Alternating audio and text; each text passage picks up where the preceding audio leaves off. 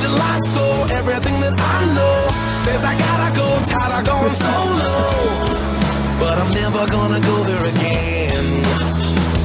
This is what it is, this is who I am. This is where I finally take my stand. I didn't wanna fall, but I don't have to grow.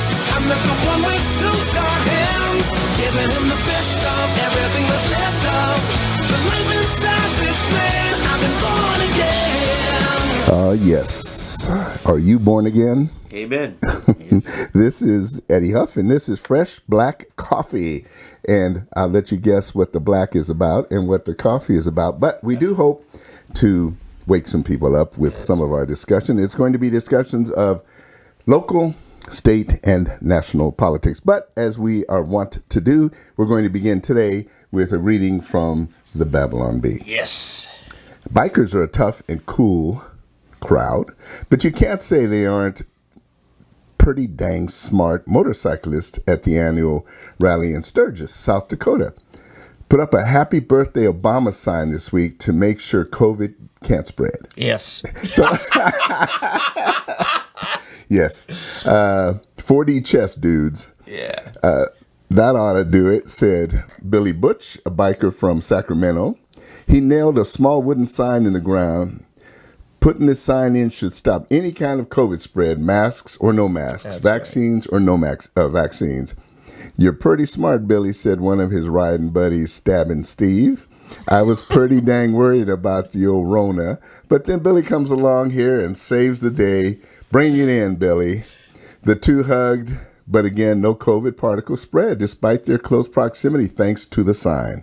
It may seem odd, but scientists say that putting up an Obama happy birthday sign, say above your doorpost or in your living room, is a great way to fight COVID, apparently. Why didn't the Jews do that during the Passover?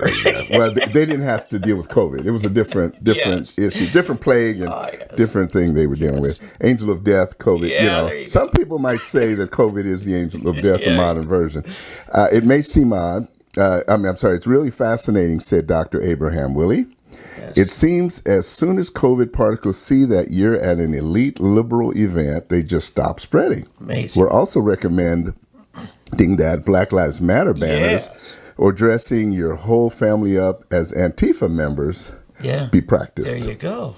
Sadly, COVID still spread at the rally as they forgot to hold the event at a seaside mansion endangered by climate change. Oh, it's that salt water. It's the expensive home, and that really gets me. That Obama, he made a statement. In fact, I have a recording. I've got to edit it down and let everybody hear it again. But at the Democratic National Convention, he made the statement that no one should be able to or allowed to enrich themselves from public office, from holding the public office. You talk about the pot calling the kettle black. Yes. The slave owner calling the slave a slave. Yeah. I mean, my goodness. Yeah. That's Obama. I mean, it's unbelievable that he could form his lips to say something like that when he has become a multi-generational millionaire. He set his family up for life. Yes. And a couple of lives, if his daughters don't blow it all somewhere. But, or if he keeps going and he becomes one of the rich elite, and eventually the revolution comes and takes him down or his family down as well. Yeah. It gets me, David, that people don't seem to see far enough ahead to know that this is unsustainable. We have this whole sustainability word that has gotten through, and everybody talks about sustainability, but the progressive communist socialist ideal is just that. It's doomed. It's unsustainable. Yeah. You cannot, what's the old saying? Socialism is great until you run out of other people's money. Yeah, that's right. And that's the problem. How do you think the Soviet Union fell? Yes. When the stores were empty, people got tired of it and they realized this is BS that we're being fed. And right now, these guys, these elite, think that, well, it won't bother us because we're going to set ourselves up. But they don't, and it's like they're so selfish, they don't care about future generations, theirs or yours. Yeah. And that really irks me. That really, really bothers me. Go ahead. Well, I remember back in Rush Limbaugh's early days when he was really making a splash in media, and Phil Donahue, the very leftist daytime TV talk show host, had him on with a Soviet propagandist. And Rush just basically said, hey, this is not going to turn out well. And then Phil said, Rush, what do you want? You want to go to war, right? You want to go to war against him? And he said, no, all we have to do is just leave you alone. You're going to implode in just a matter of months or years. And that's exactly what happened. Yeah, it will. Now, I have to say, I'm very disappointed with Anthony Fauci, with Joe Biden, and the whole White House media staff for their lack of love for Obama. Because we know how much they love the Sturgis bikers because they warned him, right? They care about him. But they seem to not care one bit about Obama getting sick, or any of his media or Hollywood or leftist, uber rich, partygoers. There's no love there. Yeah, in fact, the New York Times reporter wrote that article in which she said this was a sophisticated, smart crowd. Yeah. Smart, sophisticated, and they're not going to get COVID because they're too smart for that. And when you see the photos in the partying and everything, by the way, I haven't seen the video of it, but Obama looks like just a fool out there dancing. I was going to say, do those look like sophisticated dance moves? No, not to me, not to me. And that's why I quit dancing. Yeah, I was a dancer. I used to dance years ago. Okay. I would get down and or in my mind. I was a legend in my own mind, as Clint Eastwood would say. But I learned that also. The greatest line Clint Eastwood ever said. Do you know what the greatest line he ever said was? Oh, there's a few of them. Well, look, honestly, everybody talks about make my day. Yeah. A punk. You feel lucky. Yeah, you feel lucky, punk. No, that's not. The greatest line, and this is the one that, honestly, I live my life by it. Yeah. And it is, a man's got to know his limitations. Yeah. That is, truer words have never been spoken. A man has to know his limitations. Yeah, because Eddie, I can't sing, but I'm better than the guy who doesn't know he can't sing. Yeah. Because I at least know I can't. That poor guy. Don't be that guy, okay? Yeah. Don't be the guy on the dance floor looking like Elaine on Seinfeld, Anyway, hey, let's get going here today. Speaking of Sturgis, of course, every year, Obama has his birthday party. Yeah. 500 plus. We don't know how many exactly, but we know that he had everybody he wanted there anyway. So, but they were a wise, sophisticated crowd. So I'm sure they're fine. Even though, did you know, all of a sudden COVID is spread all over that part of the really? island? Oh yeah. They had a big outbreak on the island. So, and I hope everywhere they go, they spread it. I hope they spread it because these are wise, sophisticated people. So I'm sure they're spreading a wise, sophisticated version of COVID. Anyway, I have forgotten what I was wanting to tell, where I was headed on that. In a sense, though, speaking of COVID, though, it has come back to me. These state and local officials that are now, once again, trying to institute these draconian measures. Yeah. And the other thing is you have all of these counties and cities in which the councils and so forth are suing the governors over the right to be able to institute mask ordinances and so forth, even though the governor says no. Florida is like that. Yeah. Oklahoma, Texas, you're being sued now because you say it's up to you. Yeah. So we didn't say you can't wear your mask. Exactly. We're just saying you can't make other people wear them. Yeah, they are being persecuted because they are being banned from mandating to others how to behave. Now think about that. And this is happening with at least a couple of different school districts in Oklahoma. Oklahoma Public Schools is just defying state law and they're going to mandate it. But they're the victims, don't you know, because the governor is taking away their right to control others' lives. Yeah, the other thing that gets me about all of this is how they're continually harping about the science. Follow the science. The science, the science, the science. It's the science that supports their side of the story. Yes. Yeah. right? It's not, or the side of the argument. Because when we come up with, I mean, if you look at the non-banned, we're not even talking about the banned videos on YouTube and Twitter or anywhere like this. The just the non-banned has enough proof that they just don't work. Yeah. The masks aren't doing anything. No, they don't. And it's, you know what it's about? It's simple. It's control, people. It's all about control. They want to control you. They want to dictate and determine who makes the rules. Yeah. It's like a bunch of kids in the schoolyard. We control who plays, how you play the game, when you play the game. And if you don't want to play their game, then they bully you. They bully, or they don't let you play. Right. And that's it. This is exactly, it's the schoolyard again. It's the schoolyard. It brings me up. Did we talk about Isaiah 3 last week? No. In Isaiah 3, if you want to go look it up, people, I can't remember if we spoke about this before. And it's prophetic about the fall of Israel. And I believe it's prophetic about the fall of America unless we get control of it again. But Isaiah says that the country will fall. Why? Because women and children rule them. Yeah. We are being ruled by women and children. Oh, yes. Not that women aren't wise. Women can't help and counsel and so forth. But when the women take charge, and it's the wrong women taking charge. Oh, yeah. And children. Yeah. Or adults that act like children that never grew up. How dare you? Then you have the problems that we have. And that's what's going on. You've got a bunch of spoiled, bitter, I want it my way children. Yes. I want it my way, and if you don't play my way, I will hurt you. I will try until you hurt them. Right. Then they start crying, and then it's foul. Then it's unfair. Oh, yes. You don't get to call the victim card if you're a man. And I'm not talking soy boys. I'm talking real men. Yeah, you don't get to do the victim card.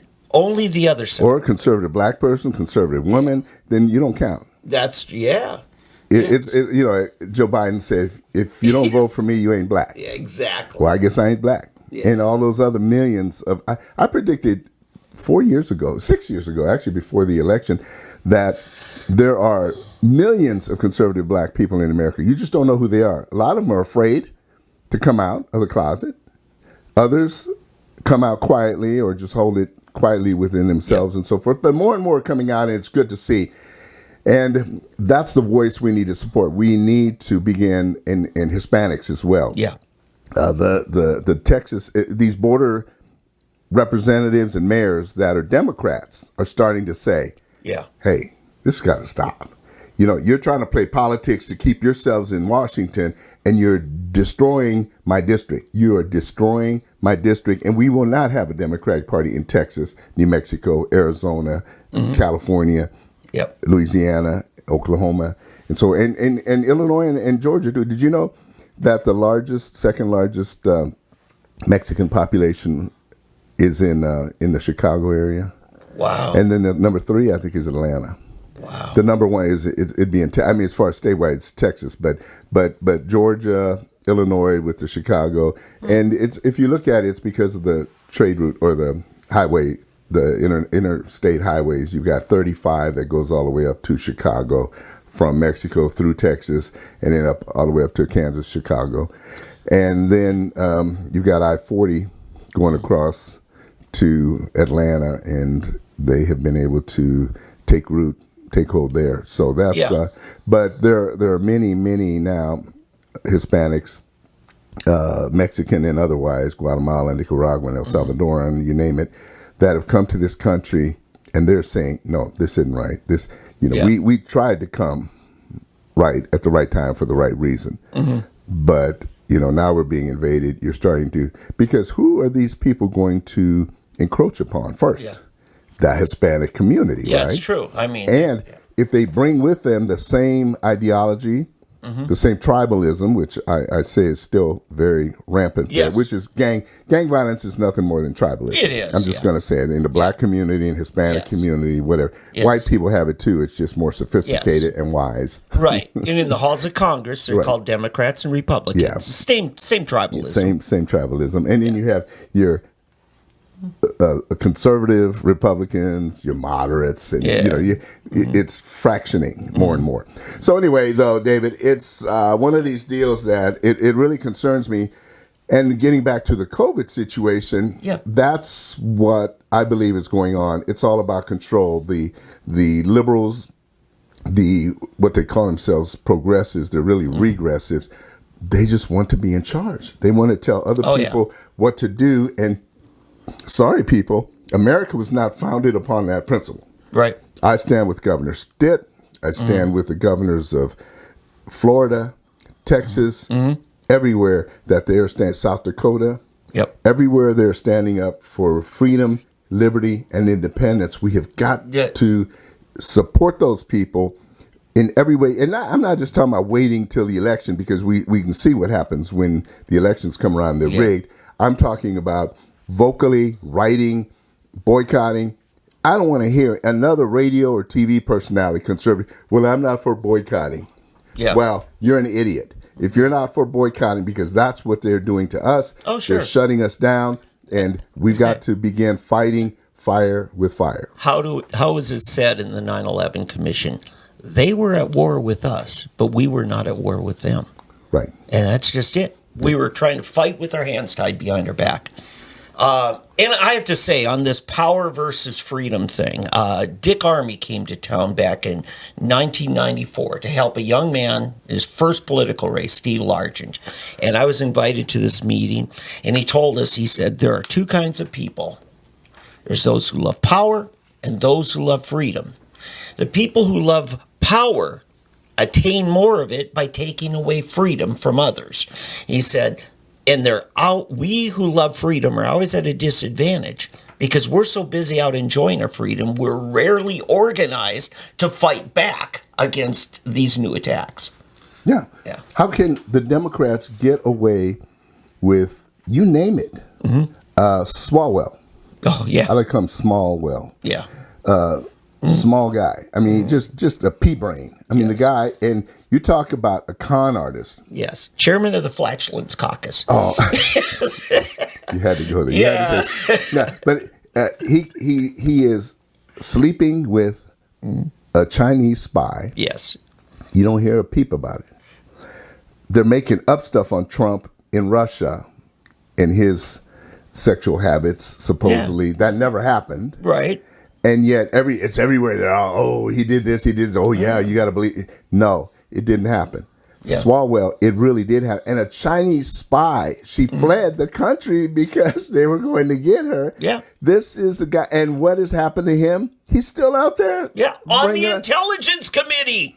And making accusations against Republicans. Yeah, absolutely. It's insane, and we have allowed it to happen, and it's got to stop. So I'm asking each of you to get involved. Do not be silent. Do not be threatened. Do not fear. As we said last week, quoting Franklin D. Roosevelt, we have nothing to fear but fear itself. Yep. Biden would say, fear, fear. Yeah. That's what the Democrat message is. That's the message of the President of the United States. United States, fear, fear. Whereas Roosevelt and every president in the past, and hopefully again in the future, says, do not fear, fear. Especially as a Christian. What does it say? God has not given us a spirit of fear, but of love, power, and a sound mind. And what that says, if you really dissect that, that means if you're full of fear, you will not have a sound mind. Yes. These people are not thinking straight because they're motivated by fear. Yes. And it's important what our diet is, not just our food diet, but what we take in, who we listen to, the voices we allow to impact our lives. You've got to learn to shut these things off. Well, you know what? I don't know if I totally agree with that. My thinking is this way. You need to broaden your scope. You need to see what the other side is saying. Now, this, though, is based on you having a firm foundation. Yes. And that firm foundation begins with biblical truth, knowing who God is and knowing who you are in him. Yeah. Okay? Or him and you, either, both ways. Yeah. So once you're secure in the fact that I am my beloved's and he is mine. I am God's and he is mine. Okay.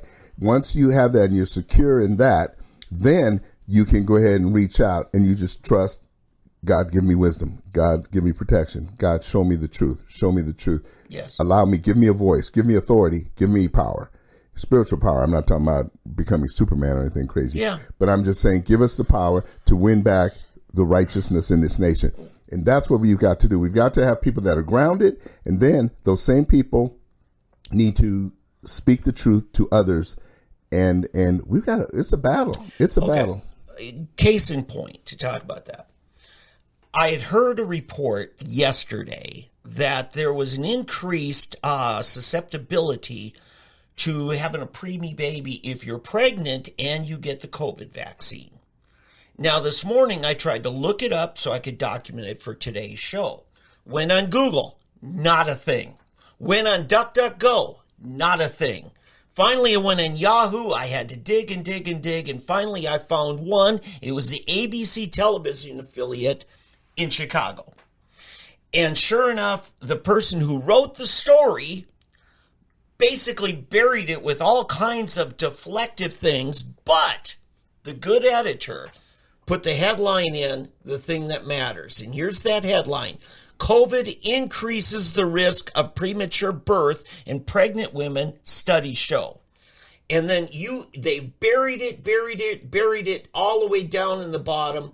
And then I finally found out, sure enough, it is true. This is from the University of California, San Francisco. It is a clinical study. It's being peer reviewed.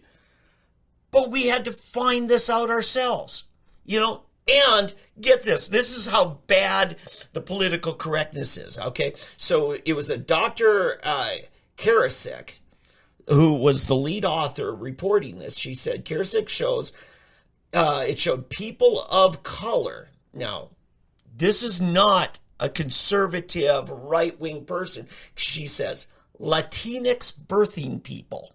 What does that mean in ordinary language? A Hispanic female.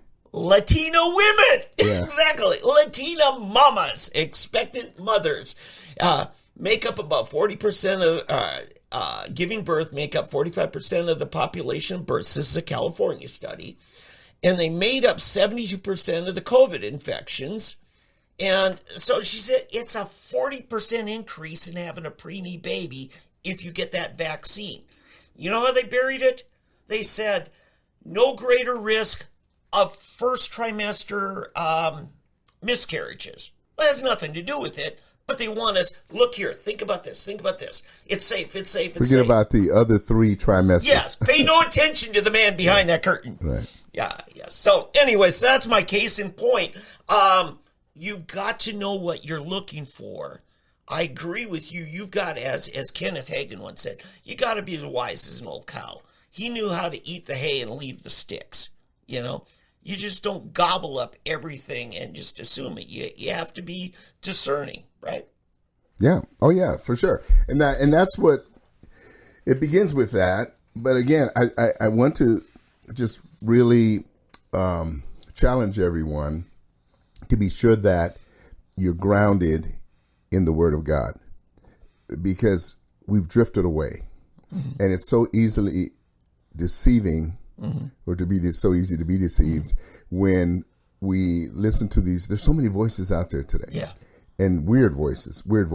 And one of the, in fact, I'm going to jump subjects here. It brings me to the subject of a lot of, on YouTube, videos attacking certain preachers. And you've got people that, I respect these people. I'll say I respect the people that are speaking. The problem is, I wish they would spend more time discussing what's happening to our country instead of trying to point out heresy that I'm not even sure is heresy. Okay. Yeah. It's just a different doctrinal position. Exactly. We're trying to equate it with Arianism, modalism, some of these old church issues that were dealt with hundreds of years ago, if not, about 1800 years ago. And we're still trying to rehash that because it makes them seem more intelligent. Yeah. I think we discussed before about or maybe it was the other day at breakfast, where we discussed about this guy that taught me something early on as a believer. And it was a Tuesday night Bible study at the church where I got. It wasn't even really officially a church. It was just a bunch of hippies that got saved and got together. And one of them was speaking and teaching instead of the man that became our pastor. And he got up and he said, I have to confess something before I begin. I've been spending all week, once I was asked to speak tonight, to find something in the scripture that no one else has found before, and to deliver it in a way that no one else has ever delivered it. Yes. And he said God got a hold of him there about midweek and said, no, that's not happening. Yeah. And he then backed up and he said, hey, based on that, I've given that up, and I'm just going to preach the word as it is. And it ended up being this powerful thing. Yeah. It reminds me, do you know who, what is his name? Missionary to India. I'm running way off, but I do have to say, no, seriously, I think E. Stanley Jones, I think it was his name. Okay. E. Stanley Jones. Oh, yes, Stanley. Missionary to India. Probably the greatest known missionary to India. And how he became a missionary to India, he had gone to seminary, gotten real smart, gotten all educated, and he was preaching his first sermon.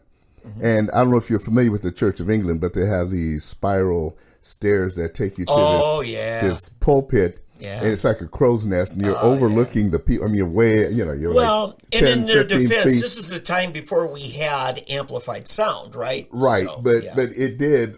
I mean, they're way up there above everyone, and so he gets up there, and somebody coughed, and he totally lost his train of thought. He lost everything he was going to say, and finally he stepped back down and went up to the front of the altar there and said, "My apologies. I was going to speak to you about being God's advocate." That was the theme of his thing, being God's advocate. For those that don't know, advocate means lawyer, his attorney. Yeah. So I was going to be God's attorney, but I apparently am not a very good attorney. But I will tell you what God has done in my life. And so he gives his testimony and speaks of the things that God did in his life. And one person came forward.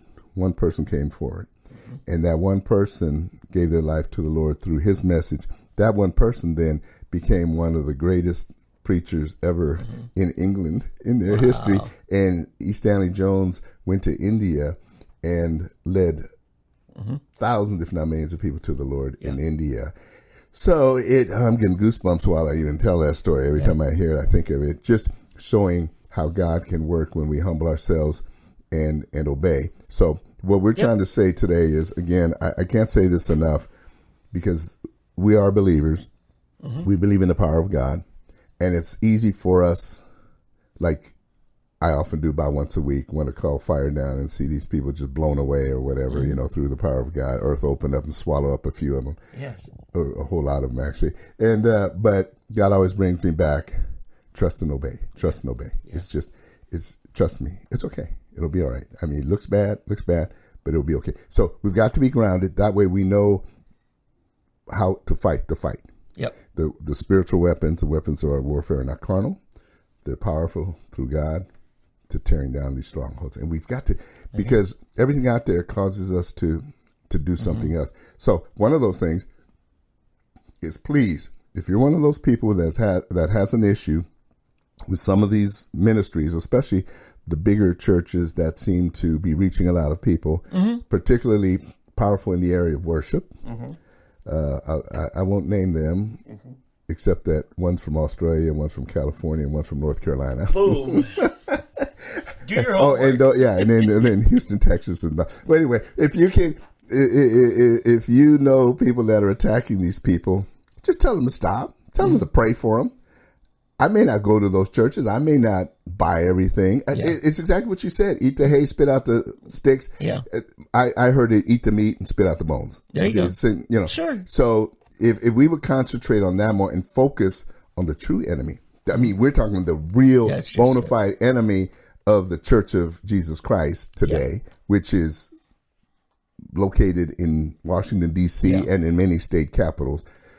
That's the real fight we have. And if we can stay focused on that and not attack our brothers and sisters, I think we'll get a lot farther. So anyway, that's I'm all over the place. You're not. I'm all over the place today. Thank you, Reverend Eddie Huff. I've had this. Yeah, I've had for the church of what's happening now. No, hopefully the church of what's happening next week and the week after that. All right, Dave, what you got? What else you got? Oh, well, good. I didn't know if we were going to get another one in before the break, but anyway, let's just move on. There's some people having a little bit of road rage problem here in Oklahoma. Oh, yes. Yes. You want to get into this? Yeah. It's the thing. This has been a peeve since I came from Europe. Yes. In fact, I don't see it as big a problem in Texas and places, California. What we're talking about is when construction zones are constructed, they start having you merge about 5 miles away. Yeah. And so you got a 5-10 mile single lane of people crawling through and I'm thinking, this is idiotic. Yeah. This is just crazy. Yeah. So coming from Europe and seeing it work, they have a thing called collating merge. Collating. Like, That's you know how you collate syllables. pages? Yes. Yeah, it is. I made it 3 syllables, didn't it? Collating. Well, that's 4, actually. Collating. Okay. See, yeah, get your math down. No, but anyway. So Layers. Yeah, layers. Yeah, layers of syllables. But there's a new term for it now, which is just as appropriate, I think. Yes. And that is? Zipper merge. Zipper. This just doesn't sound right. I like collating better, but zipper merging. That's okay. true. Okay. Button up that zipper over there on Highway 44. Yeah. But basically what this means is if there are 2 lanes that merge into one, the 2 lanes go all the way to the front, both go all the way to the place where the merge occurs. Yes. Then, courteously, if you know the person next to you has been next to you about as long as you've been next to them, and you should you let them in, the next one lets you in. You just take your turn. Please go before me. Yes, you. And it works so much better. This is what they do in Europe. All over Europe. Yes. They probably do it in South America and Asia because they tend to be courteous. And so this has been something that I thought it was passed years ago by the Oklahoma State Legislature. That's where I first heard it when I was on KFAQ with Pat Campbell, the collating merge. And so that's where I got the term too, by the way. Yeah. Just make that up. So, but now apparently you told me that we're going back, they're rehashing it. And it's called the zipper merge. No, actually, State Representative Tammy Townley from Ardmore. So she's down I-35 almost to the Texas border. Well, she said, hey, look, I drive I-35 very often. And listen, folks, we're now doing zipper merge. And it's interesting. I'm going to post it up. I talked to Tammy this morning about that. I think she showed some great leadership. She admitted she lost her cool with another representative in the Republican caucus, no less, Logan Phillips. He said, I don't care what. I'm still not letting you in. Okay. Now, Logan didn't take it down. Selfish. Yeah. Remember that. Yes. Election time. You're Logan. right. In fact, even the majority leader, John Eccles, a great guy. Listen, I love it when our lawmakers get on social media and we can talk to them. They're just regular folks. They just are.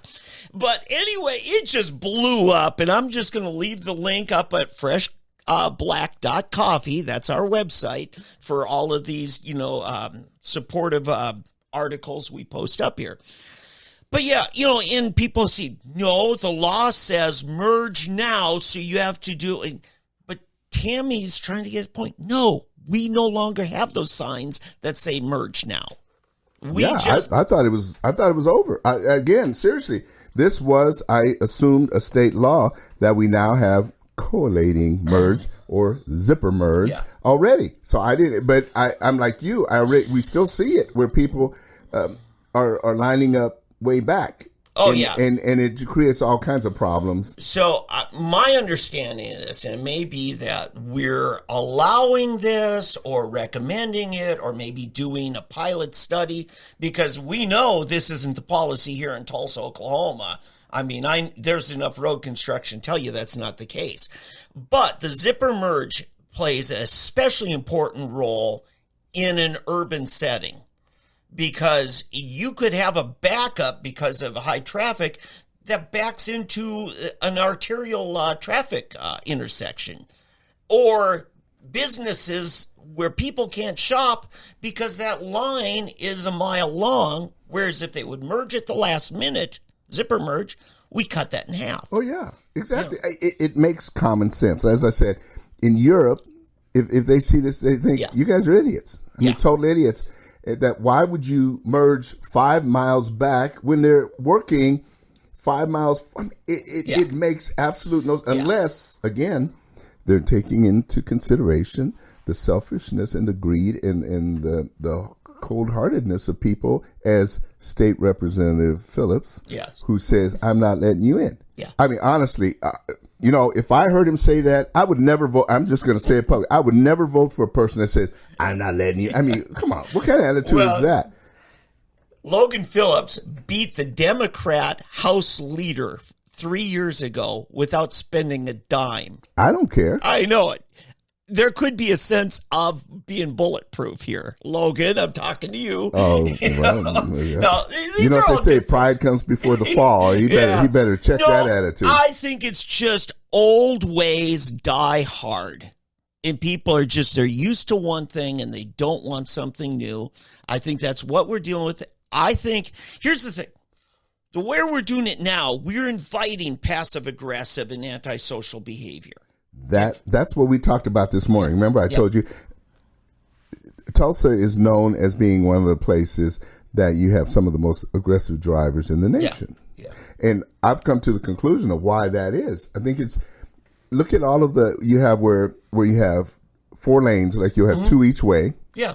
And so the 2 lanes merge into 1. Yeah. Or you have 3 into 2. Yeah.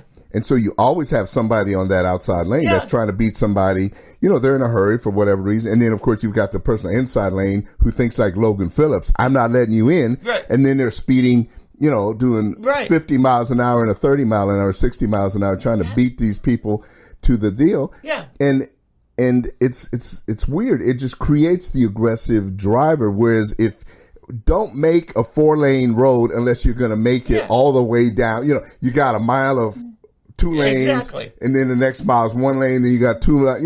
Yeah. You're just creating problems. Right. 91st Street is one of the worst. Oh, yeah, because that's exactly where it was. Yesterday, you and I and another friend were meeting for breakfast, so I'm at Sheridan going eastbound on my way to Memorial, and of course, after about a block, it merges down to single lane each direction. And so, most of our arterial streets are 40, 45 miles an hour. So, I'm in the outside lane. I'm moving at a pretty good clip to try to get in without, cutting the guy. So the guy in the inside lane, man, he hits it to 50. He is not going to let me in front of him. Fine, I'll slow down, I'll get behind, because now we've got plenty of gap behind us because we're in we're in a Donnybrook here. And as soon as I get behind him, then he drops to 35. Yeah. See, that's just exactly. And, I bet you anything he was a Democrat.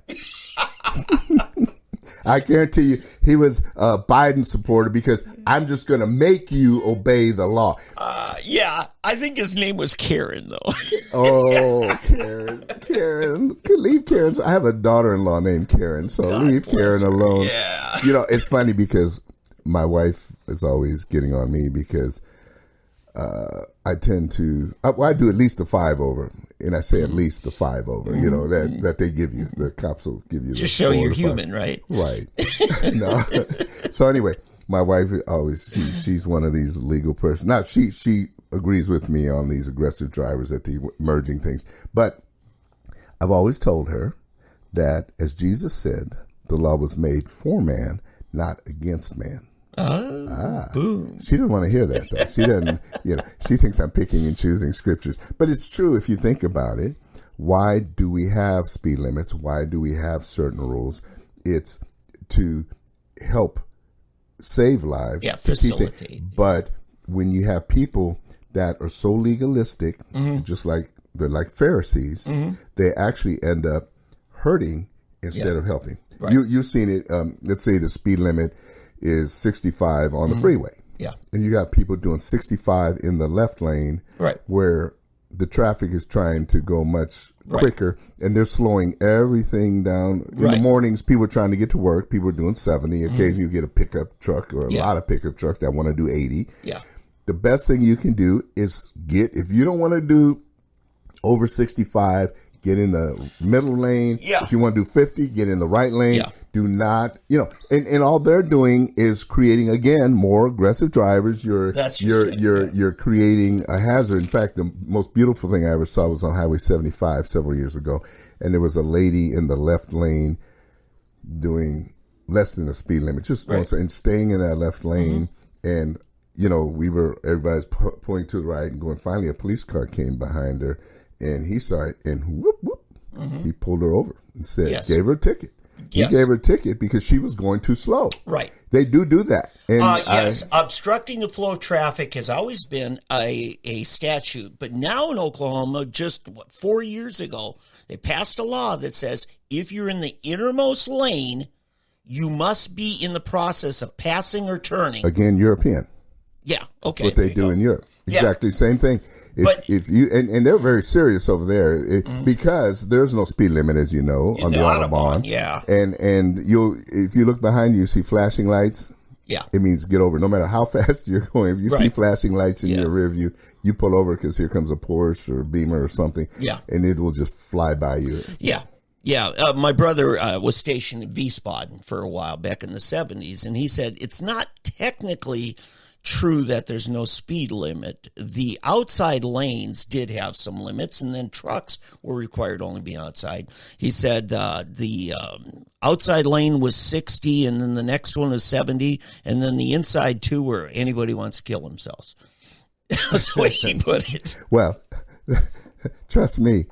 Nobody observed that, and other than the trucks, they're supposed to. Even the trucks, they got tired, and they would get in those other lanes violating. And now you know why we have German suspensions on cars because they're built for the Autobahn. Yeah. I asked a German one time he dealt with cars, and I said, "Why do Germans not like Cadillacs and Lincolns?" He said it's like driving your living room. Comfort wise, they're the most wonderful, but the speeds we drive at, the roads we drive on, a lot of curves and the speed of the Autobahn, a Cadillac and a Lincoln and the American luxury cars wouldn't hold up. Yeah. So now I think we now have built our American luxury cars with European suspension. So we should compete better. Okay. Hey, Dave, we had better take a break here because we're way into the first half. So our man Juge is not here today, Julian, and so I'm going to push the button, and hopefully this is our break music, and we'll see in a second.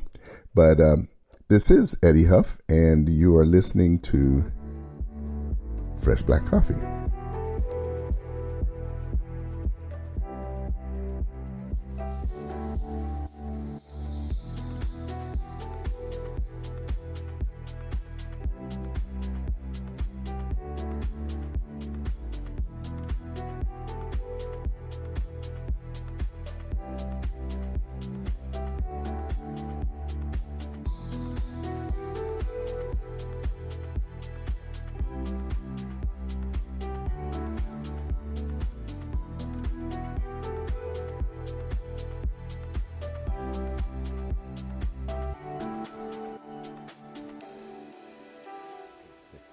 All right, we're back. Dave is up trying to figure we're trying to record this on video for the website freshblack.coffee.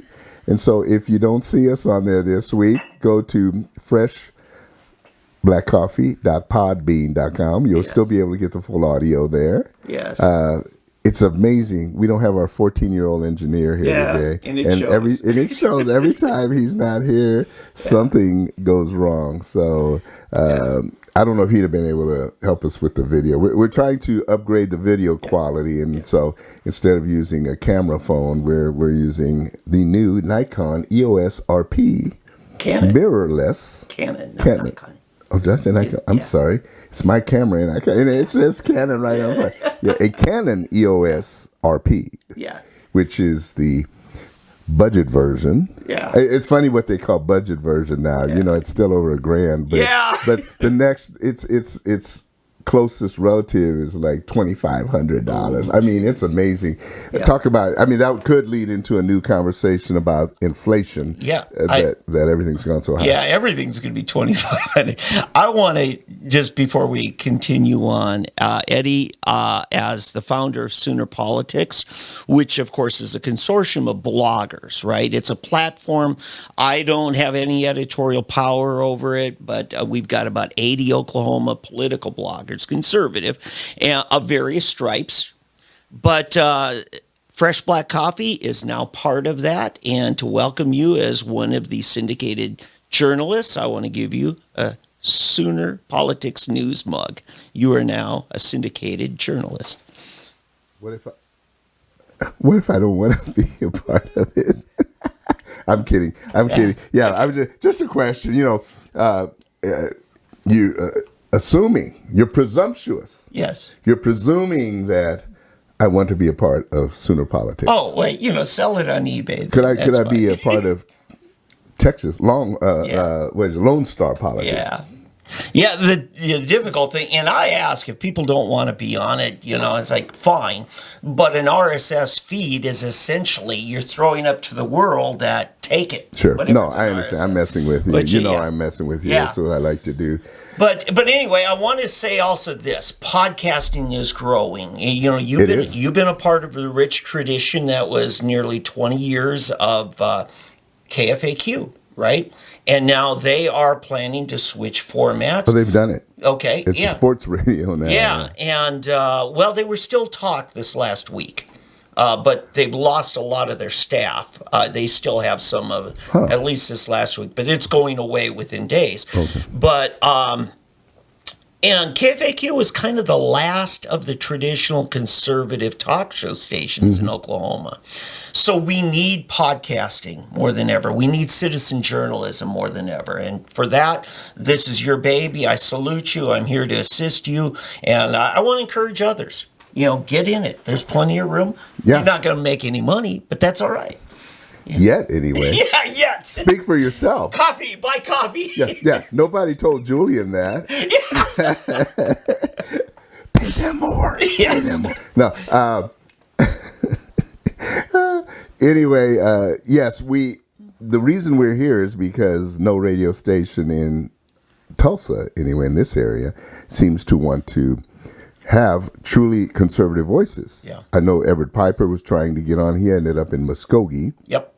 I'm not sure what the other side of the state is looking like, whether they have a conservative talk radio station. The one that we do have left that has some semblance of conservative, let's put it this way, nationally, they have nationally syndicated conservative talkers, but locally, you might as well have PBS or CNN or something, because the local people, and I hope they're listening, because you guys are sorry. I mean, you guys are really sorry if you're trying to represent this state, and they're misrepresenting so much of the conservative movement. Unfortunately, that is the only option people have, and I'm glad they do. I would love it to see it if some person with the money or some outside syndicator would come into town and buy up another station and build on it and create an alternative, because I know at its height back in the early 2000 teens, KFAQ was kicking butt. We were actually outdoing the other station, whose name I won't mention. Everybody knows what they are. Sure. And it ends with some of their own former employees. MG. And yes. But there is another factor here. And, our mutual friend Pat Campbell may have unwittingly added to the demise, because he was one of the first adapters to the podcast forum. Well, the podcast forum gets around a lot of the commercials that are in, because Eddie, out of an hour of talk radio, local talk radio, about 20 minutes of it is commercials, right?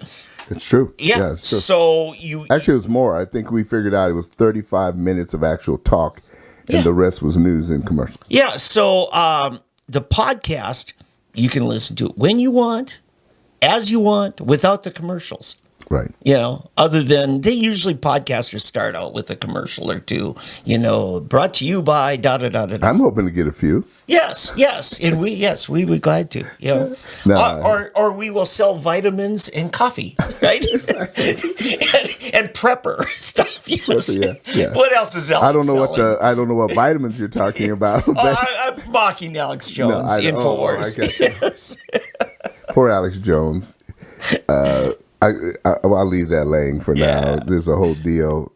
He almost had. I will say this: there's a prophetic word that it wasn't prophetic. It was just he was way ahead of the times on calling out what was going to happen with the virus. Yes. Back in I think it was like 2010, 2011, somewhere back there. Have you seen that thing? It's actually pretty powerful. But yeah, it's amazing. I mean, they nailed it. It wasn't just him. He had other people that were explaining what's going on and so forth. So. Yeah, Jesse Ventura was part of calling that out, and some others. Wow. I didn't know. So, wow. Yeah, they're all wacko conspiracy theorists. If you don't believe us, ask New York Times; they'll tell you. Yeah. Yes. But listen, by the way, we would really love to get your feedback. Those of you that are listening, those of you that happen to be watching, please let us know what you think, what we can do to improve, what we think, what we can do to. News-wise, if you want us to broaden go more international, go more national, stay local, whatever, or add more of each, we're willing to do it. David, let me go to Olympics are over now. Yeah. The NFL has begun again. Yeah. Yes, the NFL has begun again. And I have to say I watch it. I think they've gotten religion now. I think most of the teams had figured out, or the NFL has figured out, and they probably had a talk with them to say, "Hey guys, come on, let's just play football. That's right. If you want to continue to get these big contracts, shoe money, whatever, we better forget this Colin Kaepernick. I call it cap crap. We just got to get rid of it, and we've got to start just doing what we do: play great football, entertain the folks, and be gentlemen." Yep. Be nice, be gentlemen. I mean, that's the secret to success. It has been historically, and it remains such that. Look at the Olympics. Yeah. Who is the most popular person to come out of the Olympics? This year or last year? This year. Oh gosh, that wrestler. Yeah, I heard. Well, that's on the right. That's the right wing one. Yeah. A conservative one. Which, listen, I love her. I mean, every time I see it, my heart gets warm. You're I almost want to cry. That was my bias there. She is so precious. Yeah. But the real winner, the one that's everywhere now and will be in more places, if you look at YouTube commercials, endorsements, it's Sydney McLaughlin. Sydney McLaughlin comes from New Jersey. Mm-hmm. She's a mixed girl. She's part black, part white. Mm-hmm. Went to a Catholic school. Okay. She set the world record twice in the U.S. Championships and now again in the Olympics. In what sport? The 400-meter hurdles. Yeah. Yes, hurdles. And then she also ran, and her competitor, they also ran in the 400-meter, 4x4 100-meter relay, and they won that as well. Yeah. These girls are amazing. Yes. I mean, to watch them, amazing. If you think about it, the new record Sydney set is 51 seconds and something. That is about 12 seconds per 100 meters. Wow. Now, the men's record at the same time is 38. Wow. Oh, I'm sorry. The hurdles record is 51. I mean, so we're talking about 12 seconds per 100 meters with a hurdle to jump over. Yeah. I mean, think about that. Yeah. I think the women's record for the straight 4x400 is averaging somewhere around 40. I think it's 40 something, 49 or something per 100 meters.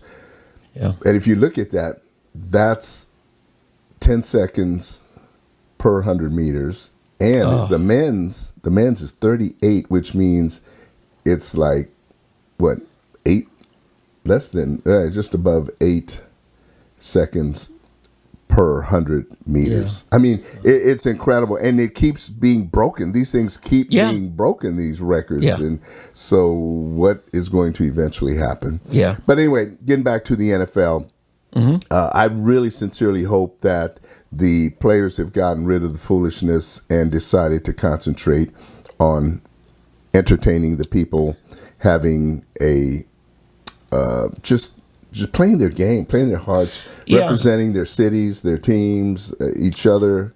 Yeah, I think part of it is the owners now are realizing there's no satisfying these woke folks because they'll never be. They just want more. They're going to demand more. And especially what they saw with the NBA. Yeah. Yes. Yeah, that's abysmal what happened with the NBA and women's soccer is they've as we used to say in the hood, they've torn their drawers. we would say they tore their draws. They tore their draws. But I'll translate. They've torn their drawers. Yeah, their underwear. Yeah, because the bloom is off the rose. They are no longer America's darlings. Yeah, they want to be paid as much, or they want to be paid more than the guys, even though guys play more games, bigger games. Yeah. And everything.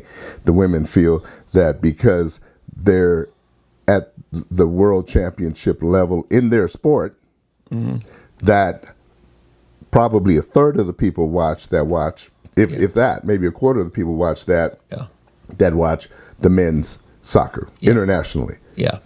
So that being said. Yeah, because internationally, men's soccer far eclipses American football in America. It is, the sport.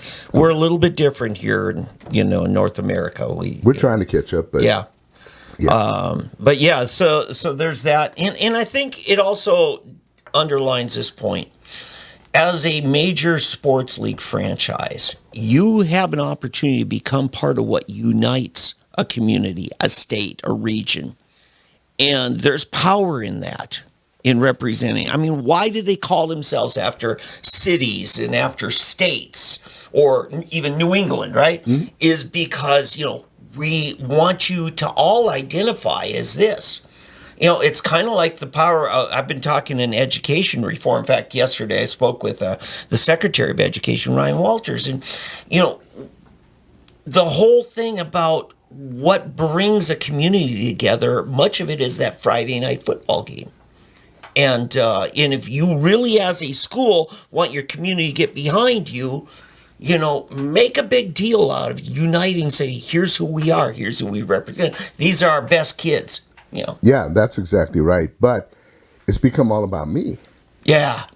All about me. Yeah. Now, I will say this. I have mixed feelings in some respects. For example, the whole new endorsement deal for these athletes that they've come up with, that now the players can get paid for endorsing, or the school using their jersey numbers and so forth. Well, I think it's more athletic apparel and things like that, not necessarily the school, although it might. Well, right, but what I'm saying, it used to be, for example, let's say Adrian Peterson jersey, Baker Mayfield jersey, the money all went to OU. Football program. They didn't get any because of it was an OU jersey. Right, it was an OU jersey, but whose number was it the people were buying? Nobody's buying a 67. That's a 31 or something. That's an offensive guard. I mean, exactly. Yeah, 78. I want that 78 jersey. So I'll tell you, and what really changed my thinking on this whole subject about the student athlete. Back, Victory Christian had a basketball player named Tim Gill. Oh, I remember. Tim used to work for me. Oh, did he really? In high school, and then he had to quit. It was conflicting with his basketball schedule, believe it or not. Tim Gill, one of the greatest players to come out of Tulsa. Yeah. And there was a big thing about him, I didn't think he should have done it, but he went to ORU. Yeah. Okay, they had a big thing at Victory, and I wasn't attending Victory at the time. Where he went to school, he went to Victory Christian High School. Sure, he was the hometown boy. And the home church and school and everything, and everybody was all about Tim. And great guy, by the way, great guy, great young man. So anyway, I remember he signed with ORU. I didn't think he should, but he did anyway. all of a sudden, he and another young man, Rocky, I can't remember his last name, but these two kids decided they wanted to transfer. To Arkansas. Tim was going to Arkansas, and Rocky was going to Southern Illinois, some other school. And the local media called them traitors. The coach Self and the ORU staff wouldn't let him do it, and they weren't releasing him. And they were just I don't want to say the word crucified, but they were very badly treated through the local media. That said, oh, they're ungrateful, they shouldn't, da. So finally, Nolan Smith, who is still alive, and Nolan Richardson. Nolan Richardson. Yeah, thank you. He finally told the young man. He said, "Hey, look, you're just hurting yourself. You're not going to win this. You better just go ahead and play out your game." So they recanted. They said, "Okay, we're staying." Yeah. 2 weeks later. Yeah, but before you get to that, Bill Self made him come back and personally apologize to the team. Oh, really? Yes. Oh, Bill was tough on him. See, that's part of the setup to what you're going to say. Yes. That 2 weeks later, Bill Self gets a contract to coach at TU. Yeah, that's right. Or you got $1 million buyout. Yes. And the media celebrated. Thank you. Exactly. The media thought this was. I actually wrote an editorial to the Tulsa World, and I entitled it "The Student Athlete, the Last Slave Class in America." Oh, boom. You went there. They actually printed it. Good. But it's true. And after that, I said, I'm sorry. From now on, I'm on the side of the student athletes because these kids' future was ruined because the rest is history. Self leaves, new coach. It just wasn't as good. They weren't able to compete at the level. The kids never ended up going anywhere.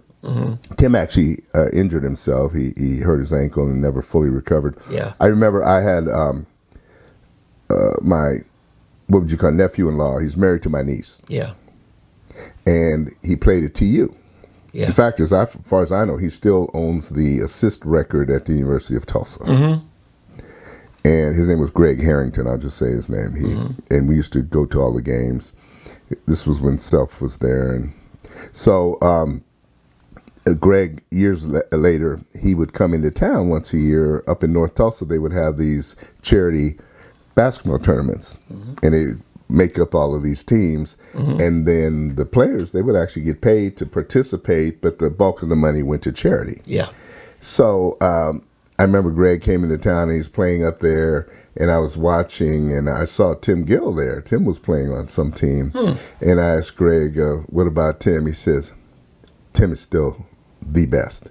He said, the guy's unbelievable. He can hit a shot from half court with just not even thinking about it. He can just, he literally was a man among boys with all of these ex-college players. These were all renowned players and played internationally. Greg played overseas and several, they played in Greece, Italy, Poland, Russia.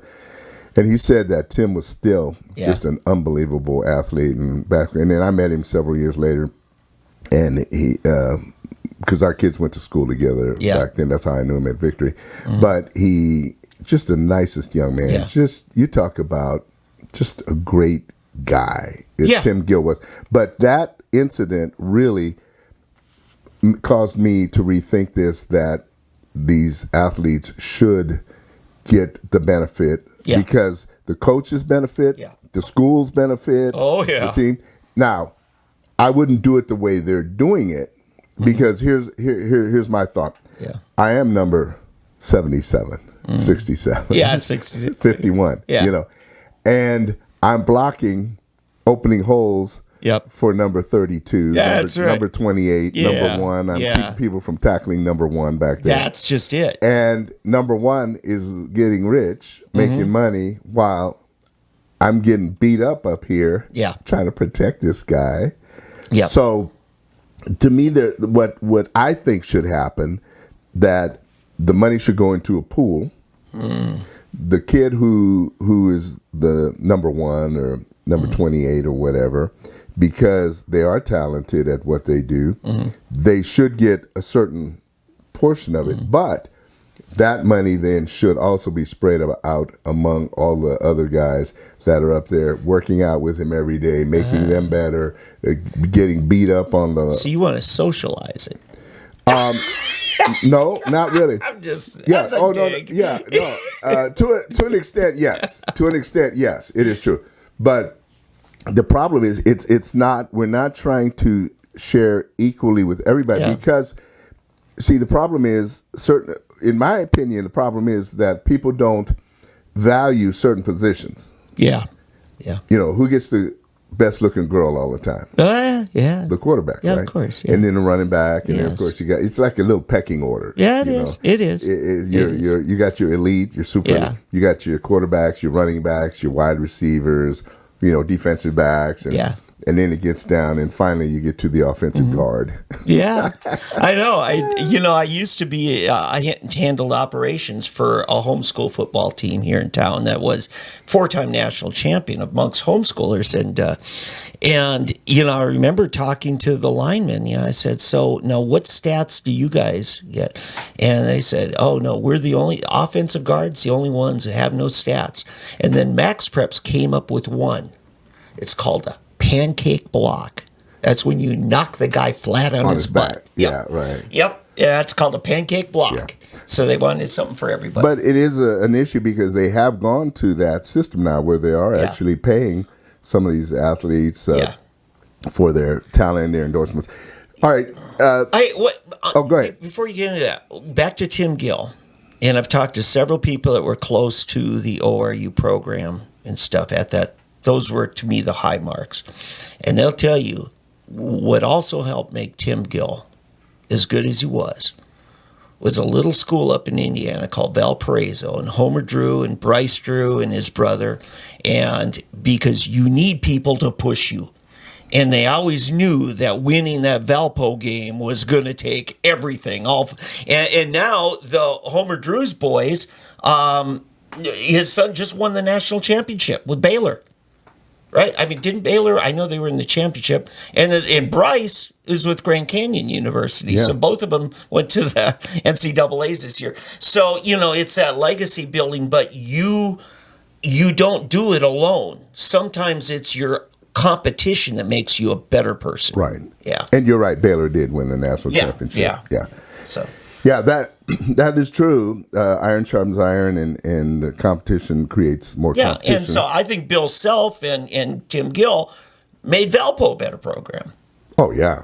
So, Wow. It's amazing. We could go on with this kind of stuff forever because there's so much that's involved in all of this. That's the thing. I've always wanted. I'm a child of the 60s, really a child of the 60s. And I remember on radio, we had top 40 music.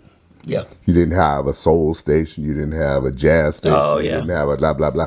Yeah. The first thing actually that came out was your underground stations. Remember in the late 60s where they would play Jimi Hendrix and The Doors late at night. Oh, yeah. The overnight hours. Yeah, the overnight That's hours. where the real hard rock came out. Yeah, and some of the really subtle stuff, Very wide. Yeah, But anyway, I've always envisioned a radio program where you don't segregate Christian music to Christian music, country music to country music, pop, rock, whatever. Yeah. I mean, you do have to send. I mean, we're not going to do thrash, or headbanging music with what most people. But there's some rock. Yeah. A group that we could do a whole 30 minutes on Nickelback. Yeah. why people hate Nickelback, I don't understand. But Canadian rockers, Nickelback. The Poor same guy. reason they hated the Bee Gees and everything disco, but they became that could be because they were just too popular. Maybe I mean those guys are able to. They probably don't care. They're stinking rich, but it's just anyway. See, there we go. I've chased another rabbit. No, but what my point was, I really value putting everything: sports, entertainment, politics, because people, you must understand. It's all part of life. This and they're not disconnected. For example, what's going on in the NFL, soccer, baseball, NBA, hockey, these sports and the attitudes of the athletes reflect what the nation is. Yeah. They reflect the nation. That's true. And so it's important. Entertainment, arts entertainment, what's going on in the movie industry, the crap that's coming out of Hollywood and New York and all of the entertainment capitals. It's because these people have pushed us in that direction. Yep. Movies that people think, oh, they're so heartwarming and touching, like the Philadelphia Story, which was about with Tom Hanks, that he had AIDS, and it made everybody sympathetic to the AIDS and the gay situation and everything like that. These are all movies that are just designed for that. What was the one that Clint Eastwood did? Something Baby. About $1 Million Baby. $1 Million Baby. I think that's it, with the girl in euthanasia. It was about euthanasia, trying to make it okay for somebody to want to die, and suicide by doctor or whatever. These type of things, these all push us. Yeah, I see the entertainer and the athlete today as the court jesters of old. That's what they are, and they always have been, and particularly in socialistic or let's put authoritarian regimes. That's what you have. That's why our athletes are so empowered by having Democrats in power, because the Democrats want them to continue to keep the people in control. Yep. And for example, remember Cuba, Russia? Who were the people making all the money? The people that were getting all the attention, the fame? T.A. Philo Stevenson, the boxer, the athletes, the Cuban wrestlers and boxers, okay? The Russian athletes, even though they were steroid injected at the time doping. But these were the people, the entertainers, the entertainment who continue to push the propaganda of the regime. Sure. These are the most popular. That is what has happened to America. You got Jay-Z and Bouncy, his wife, and these people that... They're the new opiate of the masses. Yeah. They're the ones who keep people, and people idolize these people. And so when they speak, oh, yeah, if Jay-Z says it's okay, it's okay. Even though Jay-Z is basically a skunk in a suit. Yeah. Okay. Yeah.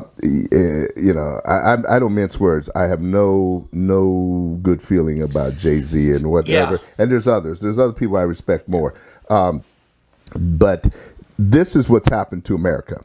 And my big concern is not that we need to kill the entertainment industry, but we have to seek to separate, again, chew the meat and spit out the bones. Yeah. We have to discern the good from the bad and the ugly. Yeah. And that's not happening. What we're actually experiencing is people that are willy-nilly just like lemmings following these people, and we're totally controlled through the media. Yeah, I do want to say the pendulum's about to swing back, and it already has in many ways. The king of podcasters, Joe Rogan, great stand-up comedian. The guy's talented in so many ways. I had so many careers. But many times he gives voice to stand-up comedians, and they are incensed. You take Jerry Seinfeld. Never going to go to a college campus again, ever, because they're so woke that they can't enjoy good comedy. No humor. They can't. Everything's a serious thing, and now you're victimizing this, that, and the other. Folks, it's time to laugh once in a while. It's time to stand up and cheer once in a while. We're getting sick of this, and there's going to be pushback, and I think we're already seeing it. Yeah, you're right. It is interesting that the comedian class is the first ones to sound the alarm and jump ship. Yeah. They're saying this has gotten out of control because everything they say is now under a microscope. Yeah. The woke, Me Too, Black Lives Matter crowd, all of these things are coming to a head to where they're trying to silence whatever you can. You're walking on pins and needles all the time, or a minefield. Yeah. You never know when you're going to step on the landmine. What is sacred, what's not sacred. Yeah. It's like this tribe in Irian Jaya, which used to be Java, where they have these taboo areas, and they don't tell you where they are. But if you step on one, you're killed. I mean, little children just invaded a taboo area, and they would kill them. So, yeah, these are kind of like the comedians today and I think you're right, and slowly we're winning. But what I'm concerned about is conservatives in the church. And we have people that have gone so far to the right on the conservative spectrum that they're now left. In other words, we want to use the same techniques, have the same attitudes and everything that the left uses, but for our purposes, because our motives are so much purer. Oh, yeah. And we're going to end up in the same place. Yeah. That's how you end up with true fascism and all of that, because I remember when George W. Bush was president, and we'll wrap it up here real quick. When George W. Bush was president and people were wanting to make him or have him create law to end abortion. Yeah. And I remember George Bush saying, wait a minute, I'm the president, not a dictator. Yeah. I can't just make this happen. Right. He said, if you bring me the law, if Congress does their part and everybody, the people, and then the Congress on up the chute, I will sign into law ending R. V. Wade. But I'm not going to just do it single-handedly. Right. Which was very true. It's a totally true statement. Right. Yet you have people that actually think that we should do that. Well, how are you different from what the Democrats are doing in Congress currently? Right. In fact, if he did do that, he would be giving license to tyrants on the other side. Right. Exactly. We've done that with all of our trying to impose morality. Now, I understand, you got to protect people's rights, okay? Right. But beyond that, the blue laws and all this, when we think, oh, okay, that's okay, blue laws are good because more people might go to church. Well, now you're giving license for the opposite. And in government shouldn't go there. That's an abuse of government. Oh, obviously. Yeah. Of course. Yeah. Hey, I did forget one thing, and you wanted to discuss the superintendent of education for the state of Oklahoma. Yes. And I tell you, Joy Hoffmeister is finishing her 8 years. She's going to be termed out. And Joy is Republican, but in reading an indictment that came out 5 years ago, we found out she was totally bought and paid for by the left-wing liberal education establishment. They picked her, they funded her, they ran her as a conservative Republican, and now we finally have a chance to replace her. Right. We knew that all along. I remember when Pat and I were talking about it. You said it was 5 years ago, and I was still on the air on KFAQ at the time. And we discussed it. And we knew that she wasn't what she appeared to be. Right. And we found out, was it 3 years ago when we had the teacher walkout, which only about 30% of the schools actually participated in. That's not how the media presented it. Yeah, exactly. But, where was Joy Hoffmeister? She was gagged, muted, bound, and tied. Totally sad. And the education, the school teachers union totally had the run of the narrative. And really what you needed was that superintendent of education to declare you either go back to work or you're fired. This is a wildcat strike. It's illegal. And she wouldn't do that. So Governor Stitt, I think, is very busy prepping to get somebody that is consistent with his policies. So this election that's coming up for a new superintendent, it is in answer to this suit that was... No, this is the regularly scheduled election. Oh, okay, because I was going to say, whatever happened with that, because I remember they had found there was some very campaign shenanigans, and there was this investigation going on. Because a PAC is not supposed to be communicating with a campaign. Right? But the specific things that he was indicting them on actually hadn't been put in force when those events happened. And so he had to vacate the indictment. But David Prater, Democrat DA, actually, the damage was already done politically. And I appreciate that he exposed it. Yeah. But here's the thing. Now we've got an opportunity, and we've got at least two Democrats stepping up. Shawnee, which has always been historic Democrat stronghold. That's where Steve Lewis is from, Brad Henry's from, and everything. And they've got a superintendent they're running. John Cox, who ran as the Democrat nominee the last 2 times. Now, what do you know? He's a Republican. Well, he's found Ronald Reagan. Well, he was always the conservative Democrat, even back then. He's always, I will say this to his defense, he's always been more right-leaning in that party than anybody. He is. He's a rural Democrat from eastern Oklahoma, which, despite being Democrat stronghold in Little Dixie, are still very conservative, culturally. Yeah.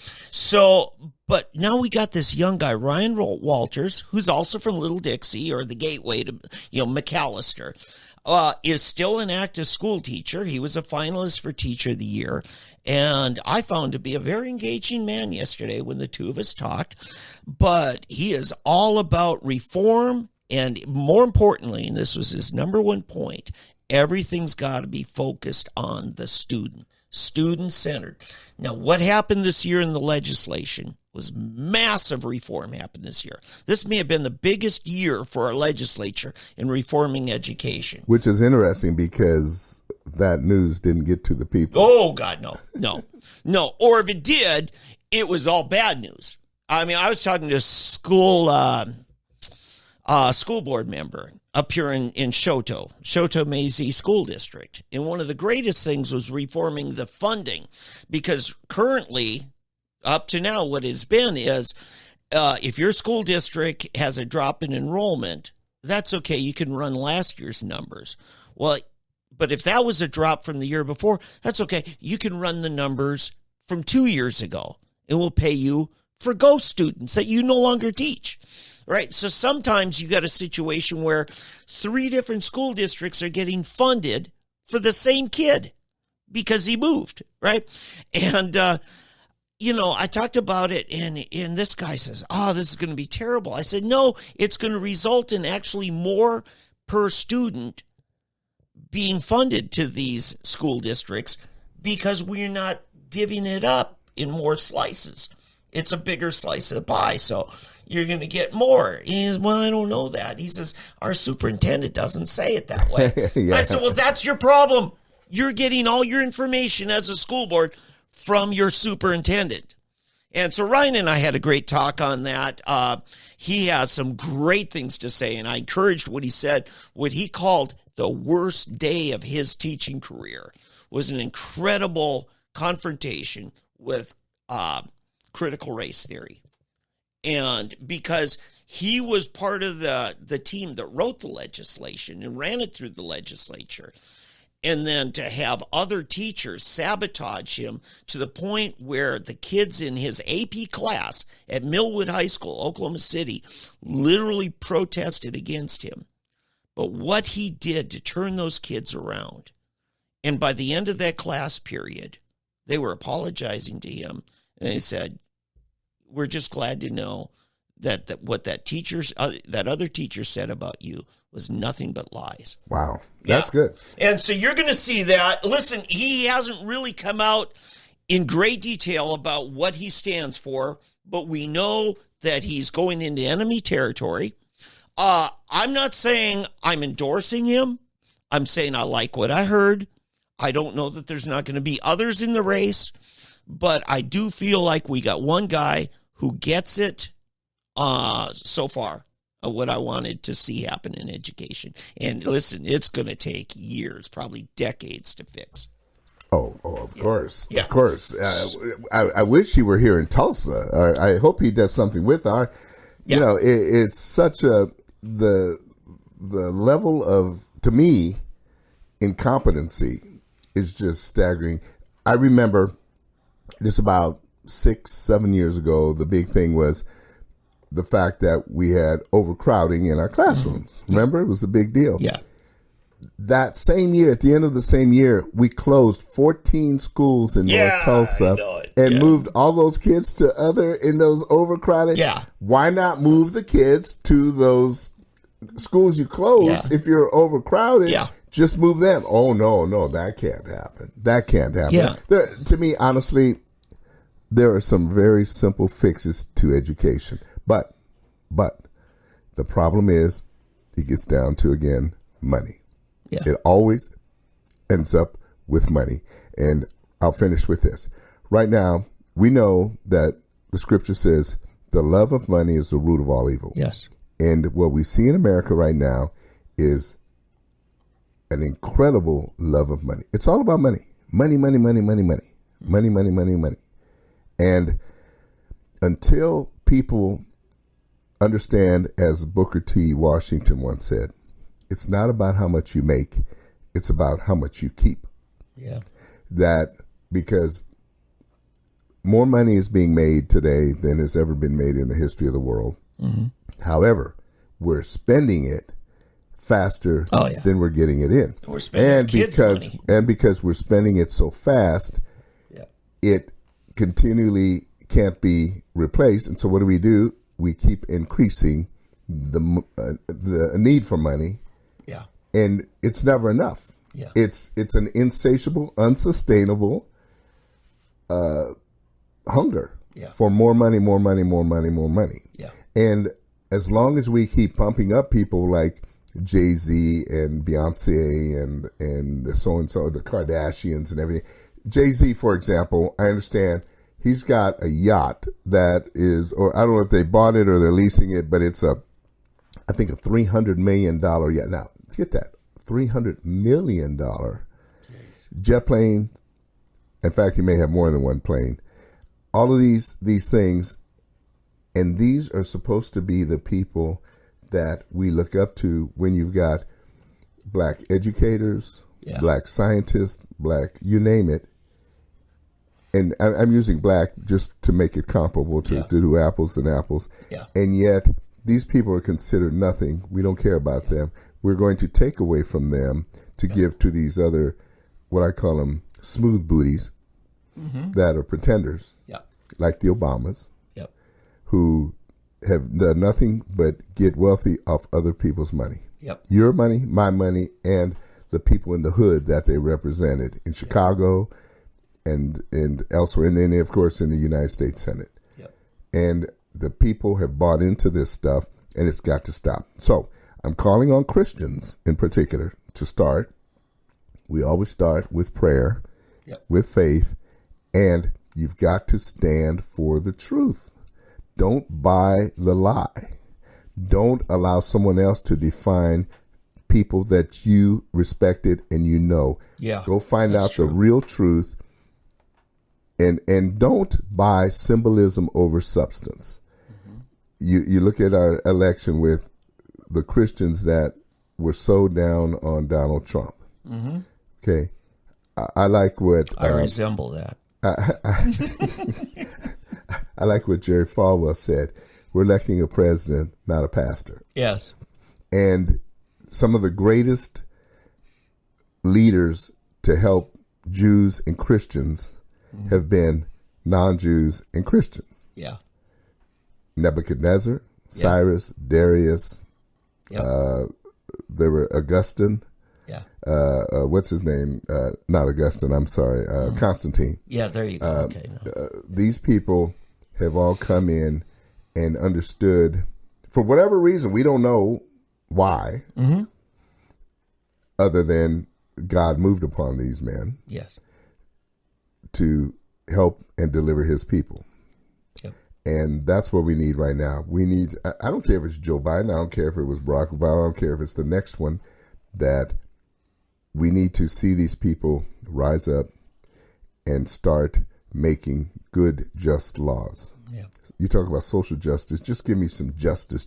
Amen. Forget the social, just drop the social. If the social's on it, then you know there's probably something wrong with it. So anyway, Dave. All right. We've, it's about an hour and 30 minutes here today. Hopefully you people haven't gotten tired. But we do, seriously, please do write us.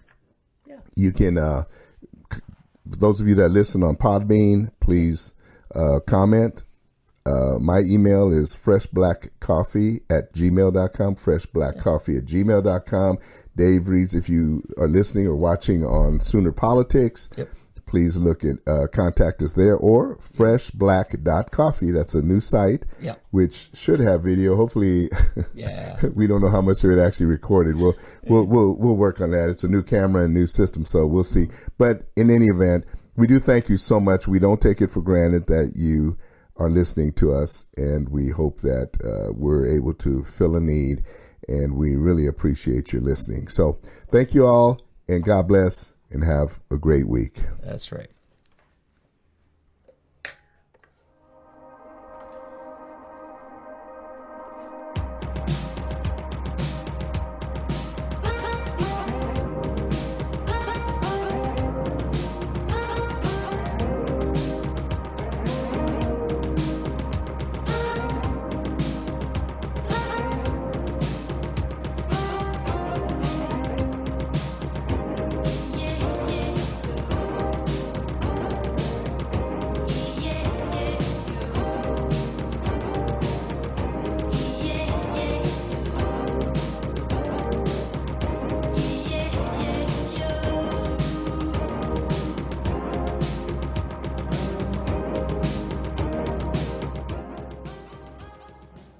That are starting to sound the alarm and jump ship. Yeah. They're saying this has gotten out of control because everything they say is now under a microscope. Yeah.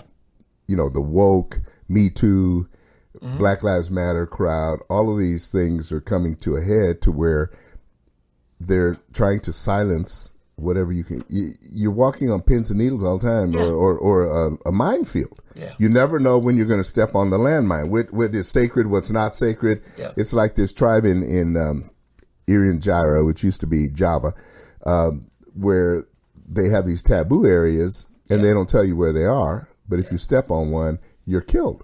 I mean, little children just invaded a taboo area, and they would kill them. So, yeah, these are kind of like the comedians today. And I think you're right. And slowly we're winning. But what I'm concerned about is conservatives in the church. And we have people that have gone so far to the right on the conservative spectrum that they're now left. In other words, we want to use the same techniques, have the same attitudes and everything that the left uses, but for our purposes, because our motives are so much purer. Oh, yeah. And we're going to end up in the same place. Yeah. That's how you end up with true fascism and all of that, because I remember when George W. Bush was president, and we'll wrap it up here real quick. When George W. Bush was president and people were wanting to make him or have him create law